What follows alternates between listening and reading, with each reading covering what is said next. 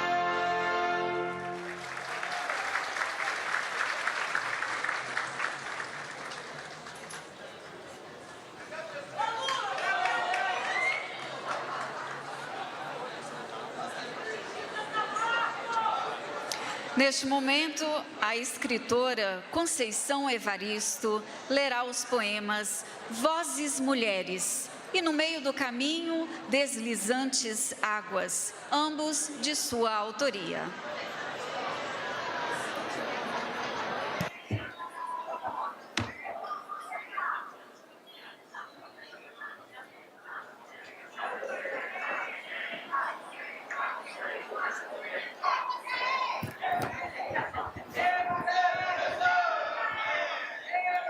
Vozes mulheres, a voz de minha bisavó ecoou criança nos porões do navio, lamentos de uma infância perdida. A voz de minha avó ecoou obediência aos brancos donos de tudo.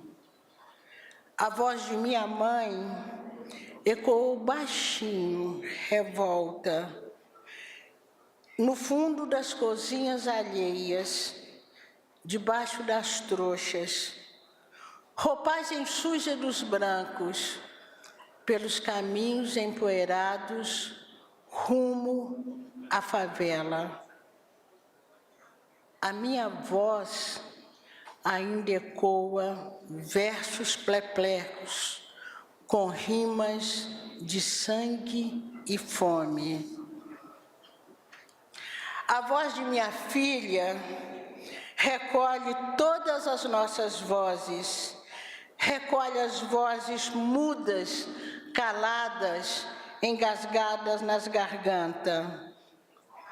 A voz de minha filha recolhe em si a fala e o ato, o ontem, o hoje, o agora. Na voz de minha filha se fará ouvir o eco de vida, liberdade. No meio do caminho, deslizantes águas. Da advertência de Carlos, faço mouco meus ouvidos e sigo com lágrimas águas, contornando o tamanho da pedra. E são tantas as deslizantes águas, e são tantas as águas deslizantes, e deslizantes são tantas as águas que na borda da áspera rocha encontro um limo escorregadio. Limo caminho.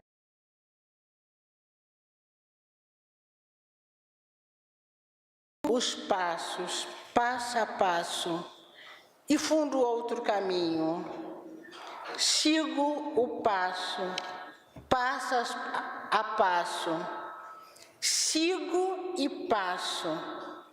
As águas passam e as pedras ficam.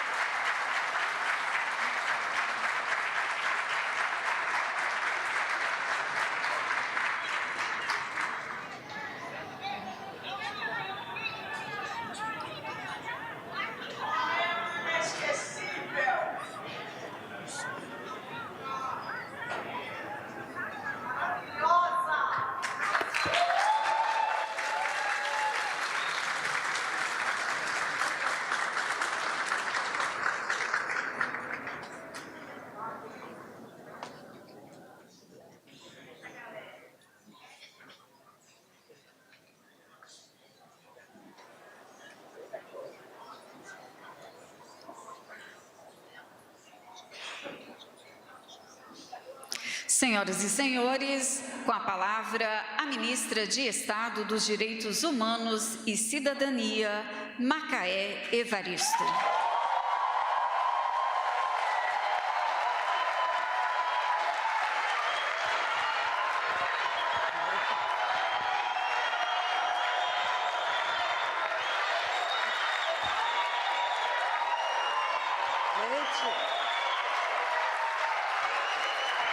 Bom dia.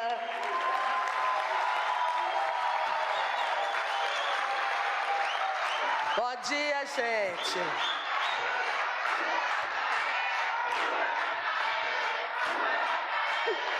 Vou falar com vocês igual eu falo com as crianças. Gente, tá bom? Bom dia. Excelentíssimo senhor presidente da República, nosso querido Luiz Inácio Lula da Silva, na pessoa de quem eu cumprimento a todos e todos, ministros, ministras e autoridades presentes. Faço aqui uma saudação especial à Janja. Eu quero saudar, não está aqui, mas a deputada Gleice Hoffmann, a Benedita da Silva e a ministra Carmen Lúcia, que foram mulheres que na primeira hora que eu cheguei aqui em Brasília, no desespero, seguraram a minha mão, me acolheram e não soltaram a minha mão. Eu cumprimento senhoras e senhores, senadores, senadoras, deputadas, deputados, prefeitos, prefeitas, vereadoras e vereadores presentes, a todas as equipes dos ministérios e dos órgãos da Presidência da República. Em especial, quero cumprimentar a equipe do Ministério dos Direitos Humanos e Cidadania. Equipe guerreira, presidente. Equipe guerreira. Está segurando na mão essa luta e o Ministério. As educadoras, eu sou professora, não vou deixar de saudar, as educadoras, educadores, estudantes, militantes dos partidos políticos e dos movimentos sociais emancipatórios, movimento negro, que lutam por um Brasil democrático, as sindicalistas, aos sindicalistas e demais coletivos de luta democrática, a minha família, gente, a quem cumprimento na pessoa da minha mãe, Dona Maria Antônia, de Conceição Evaristo, das minhas irmãs, Mara, Boemi, Marlantes, minhas filhas, Marina, Mariana, minha sobrinha Tainá Isuiá, minha filha do coração Estefânia, meu genro que está ali, Júnior, meu cunhado. Presidente, você sabe, né? Família, aqui é só um pedacinho. Família, assim, quilombola. E em nome, eu saúdo também a minha mãe espiritual, que me leva nessa caminhada, que é a Ialorixá Carmen Holanda. Em nome dela também eu cumprimento todas as autoridades religiosas das mais diferentes religiões que estão presentes aqui. E em nome de todas as pessoas presentes nesse auditório, tão plural e diverso, eu saúdo o povo brasileiro. Faço essa saudação, se todos me permitem, porque acredito ser a vocação do Ministério dos Direitos Humanos e da Cidadania cuidar da diversidade do nosso país, contribuindo para a vida digna de cada brasileiro e brasileira. E me veio ao coração uma música, que eu adoro música, adoro samba, do nosso genial Cartola, que ele canta: alvorada lá no morro, que beleza, ninguém chora, não há tristeza, ninguém sente dissabor. Os versos apontam a utopia que persigo, uma sociedade democrática em que no lugar do sofrimento, da tristeza e da opressão, coloquemos a alegria das crianças, a alegria das infâncias. Hoje é dia de Cosme e Damião, que essa alegria nos invada. Como nos ensina o filósofo francês Gilles Deleuze, o poder autoritário requer corpos tristes. O poder autoritário necessita da tristeza, porque consegue dominá-la. A alegria das crianças, portanto, é resistência, porque ela não se rende. A alegria, como potência de vida, nos leva a lugares onde a tristeza nunca nos levaria. Recebi o honroso convite para fazer parte do seu governo, presidente Lula. E tomo posse como ministra, sem perder de vista que a minha maior credencial é ser uma pessoa absolutamente comum. Ser uma mulher preta, professora, assistente social, vinda da cidade de São Gonçalo do Pará, do interior de Minas Gerais e de Belo Horizonte, a cidade que me acolheu, de uma família chefiada por uma mulher negra e professora, e que com a morte precoce do meu pai, que foi pracinha, cuidou das 4 filhas com um sonho, uma mulher e um sonho, que todas as filhas pudessem estudar. O senhor me delega um desafio gigantesco, coordenar o Ministério dos Direitos Humanos e Cidadania. E a primeira pergunta que a gente faz é, afinal mesmo, o que são esses tal direitos humanos? Né? Por quê, presidente? Porque, infelizmente, na nossa sociedade brasileira, muita gente, tem uma concepção de que direitos humanos é uma coisa de quem defende bandido, não é? E aí a gente tem um desafio, porque um desafio fundamental para a gente construir a ação desse ministério, porque a gente precisa entender a tensão entre afirmação e negação dos direitos humanos. No cenário global, a gente enfrenta uma nova investida do capital que aposta na segregação social, racial e ambiental para legitimar a opressão e o extermínio de milhões de pessoas comuns, como eu, que diante do horror da fome, da peste, da guerra, não sabem a quem recorrer. É por isso que a nossa tarefa é dialogar e disputar o próprio sentido dos direitos humanos. Tem uma palavra, presidente Lula, que vem da filosofia africana, Ubuntu, que significa humanidade para todos. O termo, ao mesmo tempo que reafirma a beleza de cada um ser o que se é, chama a atenção para o entendimento de que só alcançamos a plenitude como indivíduos na coletividade. Eu sou porque nós somos. E essa talvez seja a maior vocação do Ministério dos Direitos Humanos e da Cidadania. Humanidade para todos. Direito à vida, à liberdade, à educação, à saúde e ao trabalho. direito à memória e à verdade. Durante muito tempo também, nós trabalhamos a ideia de direitos humanos, né, inspirada na Revolução Americana e na Revolução Francesa, oficializados pela Declaração Universal dos Direitos Humanos da ONU no século XX. Esse é o nosso marco. É por aí que a gente começa a conversar sobre direitos humanos, pensados a partir dos ideais de liberdade, igualdade, fraternidade. Mas eu quero acrescentar que para nós, que fazemos parte do Sul global, a inspiração de uma das mais importantes revoluções da história, que fica esquecida, a Revolução Haitiana.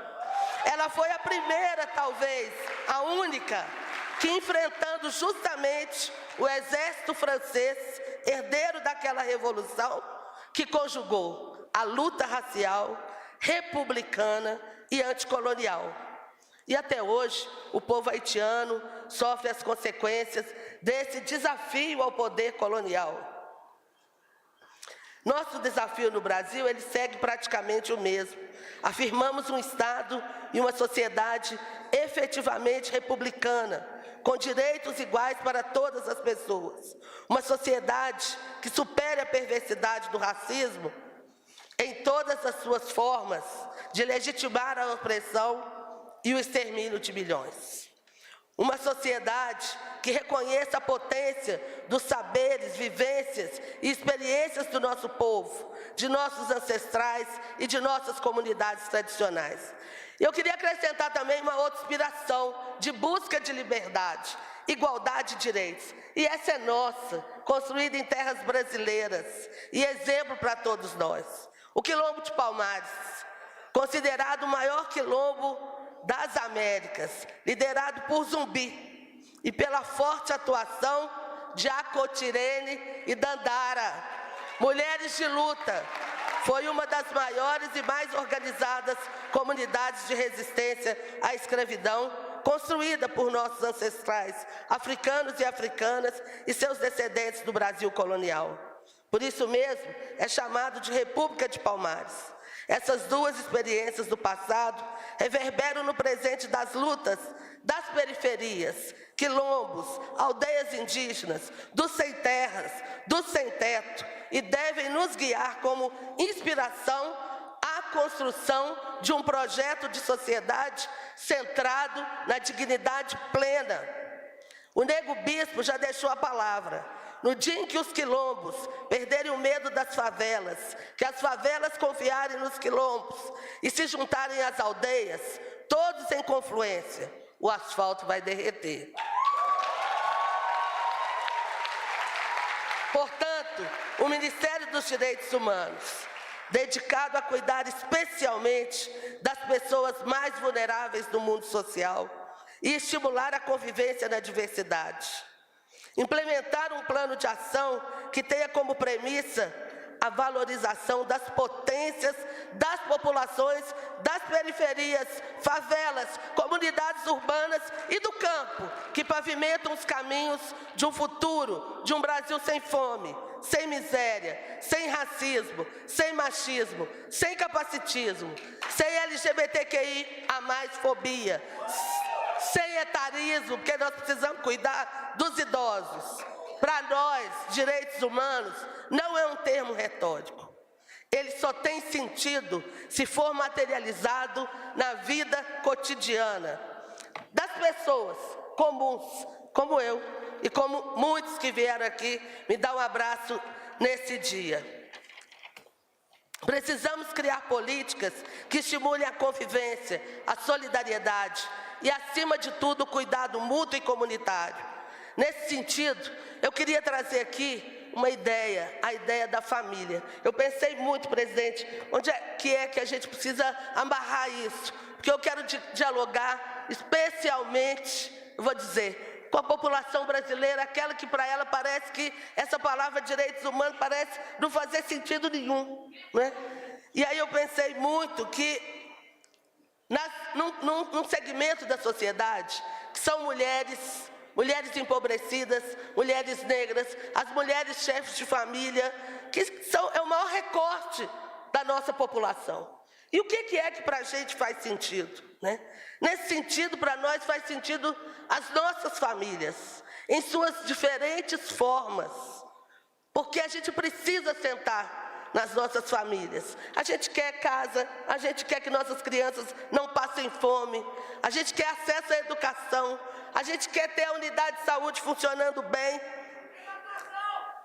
A gente quer, presidente, que o Estado brasileiro olhe para nós e nos cuide, mas também entenda que a gente tem potência, que a gente tem capacidade. Nós queremos poder empreender na favela, queremos ter financiamento público para a gente poder tocar nossos negócios. Então, cuidar dessas mulheres, dessas famílias, é uma tarefa fundamental, porque quando a gente cuida delas, a gente cuida do conjunto da sociedade. E essa é uma tarefa de um governo liderado pelo Partido dos Trabalhadores, que o senhor é o nosso líder, que nasceu com o compromisso, acima de tudo, de construir uma democracia radical, com base na nossa história, na força do nosso povo e nos valores fundamentais da dignidade, igualdade e solidariedade. E para quem diz que esse ministério tem desafios demais, eu respondo com Guimarães Rosa. Todo caminho da gente é resvaloso, mas também cair não prejudica demais.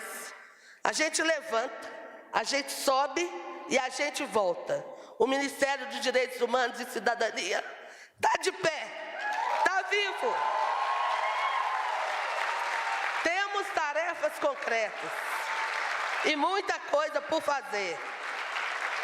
Mas eu vou encerrar aqui, e para encerrar bem também encerro com o samba da nossa dona querida Ivone Lara, que chama a gente para dizer: força da imaginação, vai lá, além dos pés e do chão, chega lá, o que a mão ainda não toca, coração um dia alcança. Nós chegamos até aqui, presidente, e vamos em frente com o Ministério dos Direitos Humanos e Cidadania. Salve o MTHC, salve nosso governo, presidente Lula.